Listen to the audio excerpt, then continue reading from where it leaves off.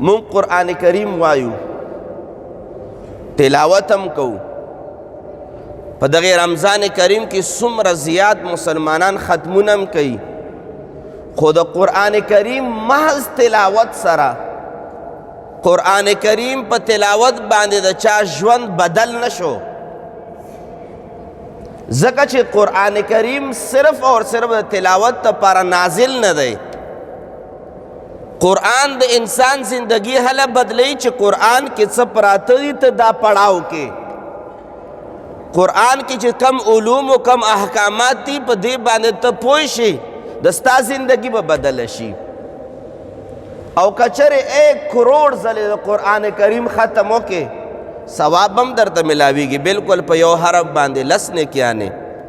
په 2 حرفونو 6 او په 3 حرفونو باندې 10 نیکیانې او الف لام میم چې وای 10 نیکۍ به درته ضرور ملاویږي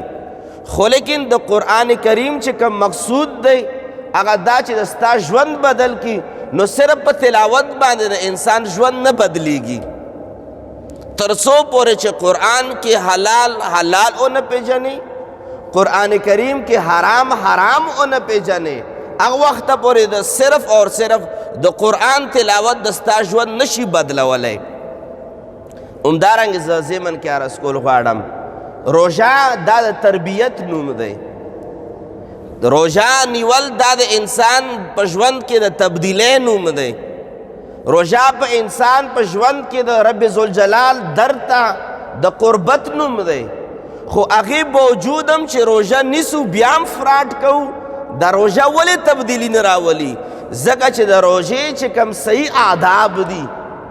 هغه د آدابو خیال مونږ نه ساتو مونږ صرف اور صرف روژه دا ده چې خوراک او سکاک مه کوه او واده کړي به خپل کور ودانې ته نه نږدې کېږي مونږ روژې له دې دا نوم ورکړی دی چې کم د عوامو روژه ده ځکه روژه زمونږ په ژوند کې تبدیلي هم نه راولي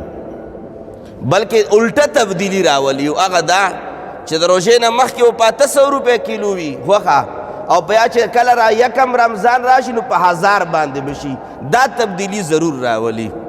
روژې نه مخکې چې کیمه اخلي د غوښې کیمه به وي چې په روژه کې اخلي د ګازرو ملاوټ سره به کیمه وي دا تبدیلی ضرور راولي او دا د روژې تبدیلی نه ده دا دی زمونږ ستاسو